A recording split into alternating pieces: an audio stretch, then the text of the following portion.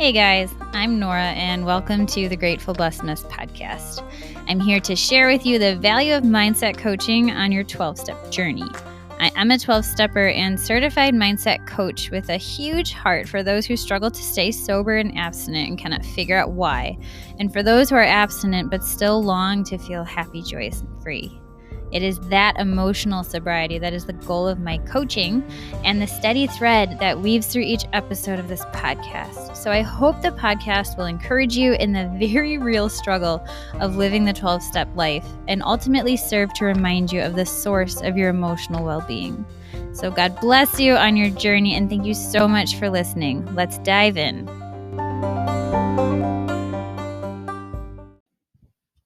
Hey everyone, we are reading from Voices of Recovery, page 9, January 9th. This willingness to act on faith, then, was the key to step 2. That's from the OA 12 and 12, page 17. Acting on faith means standing without my defenses to protect me and assuming that my higher power will do the right thing for me, will give me what I need, if not what I want. Acting on faith means believing my higher power will always listen and encourage me when I am in a situation in which I have to take risks. My higher power will walk with me through the scary situations and will be with me to the end when trials are over. That is acting on faith. Faith has been coming up a lot for me lately and in this year of 2023, especially in the form of trust.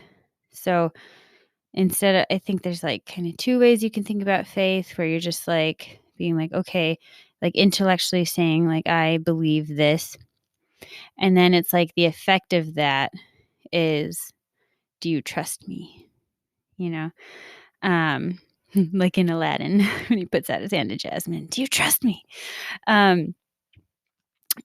But I was listening to something just yesterday that was talking about faith, and especially in the form of trust. And the speaker was saying that when you don't trust, you end up testing someone, you know? So, and it really resonated with me because I see myself doing that in relationships where I feel a lack of trust. Like every situation where, are you gonna pull through? Are you not gonna pull through this time? Like, I don't trust that you have my greatest good at heart. Like, are you gonna hurt me? Are you not gonna hurt me? Every single interaction becomes a test. And I haven't thought much beyond just like noticing that and being like, ooh, that doesn't sound good. But that sounds incredibly unhealthy, doesn't it? If we are constantly testing our higher power, and it was a cute story this man told. He was talking about how a child was going through a really hard family time, and she put a penny out at night. And she said, God, if you're real, this penny won't be here on my nightstand in the morning. And when she woke up, the penny was still on the nightstand, and it crushed her. And there's something really curious, I guess, about faith in that our higher power is greater than us. I mean, I think that maybe there are times where people can say, okay, God, if you're real, send a lightning bolt or something. And sometimes that happens, but I think most often it doesn't. And so I feel like it's just the way of having that transformation, that psychic change they talk about in the big book, the transformation of your heart, where even it's, belief in things unseen. And so if the penny had gotten taken away, it wouldn't be faith anymore. It would just be, logic. Like, oh, I asked him to take away, it's gone, we're good. And it misses the opportunity to like catapult yourself through the air in the form of what trust is. So this year I'm in a bit of a trust fall. I know every year we all are, but I'm really much more aware of it right now. Um, and I'm just leaning into that. And so I really liked this reading. The willingness to act on faith then was the key to step 2.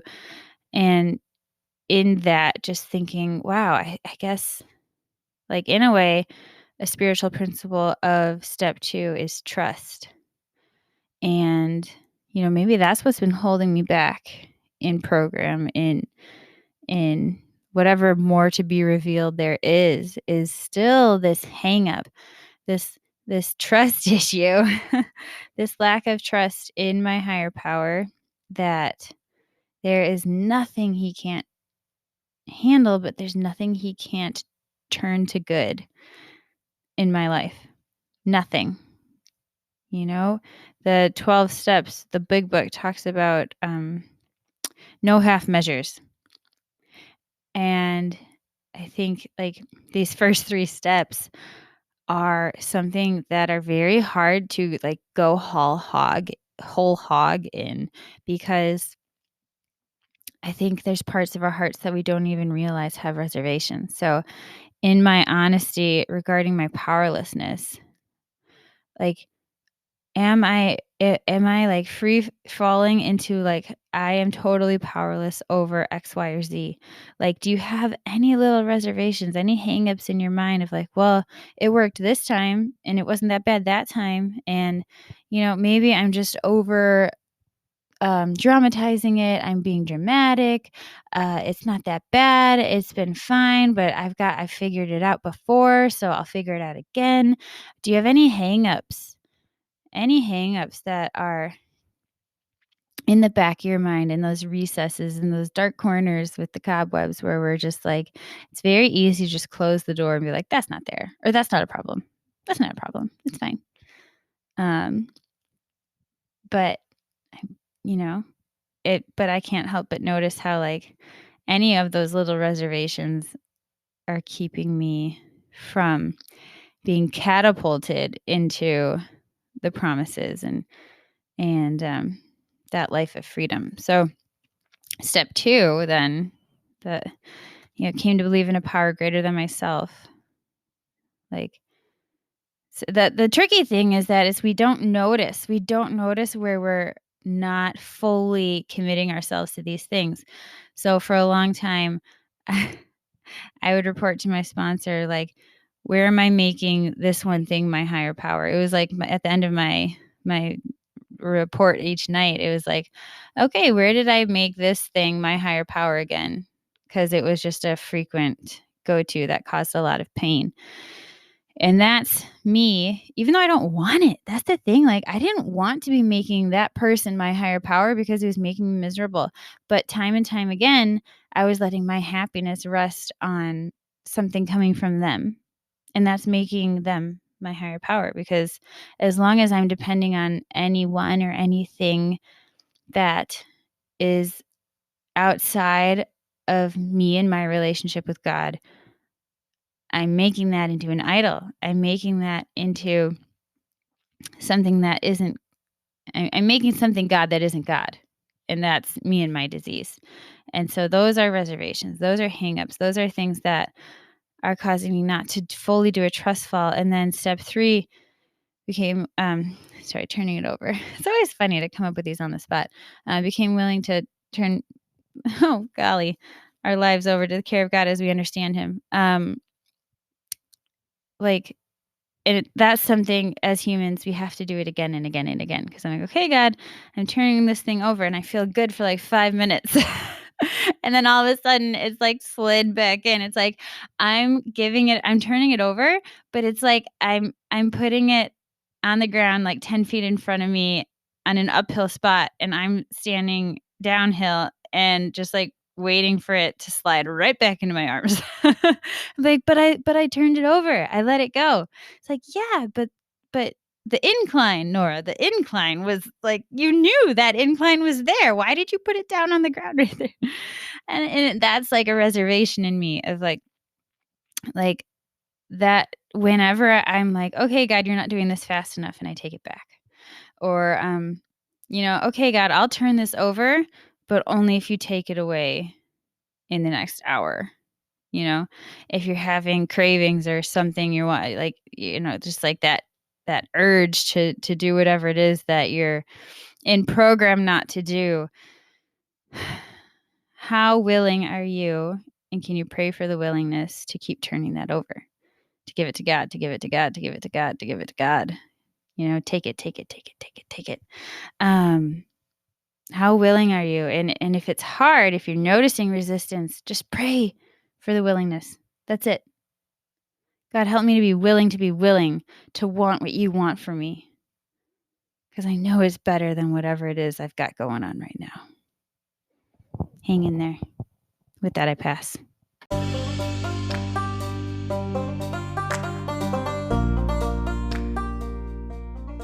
Thank you so much for listening to today's episode. If you feel that mindset coaching could help you on your 12-step journey, please feel free to reach out and find me at catholicmindsetcoaching.com. This is not a replacement for 12-step work. This is something outside of the 12 steps. It is simply something that has a heart for the 12 steps and those who are in it. And so, welcome. If you are here, chances are you may also be a bit of a mess. And I hope that you can learn to find some gratitude in the blessings that have come from your messes.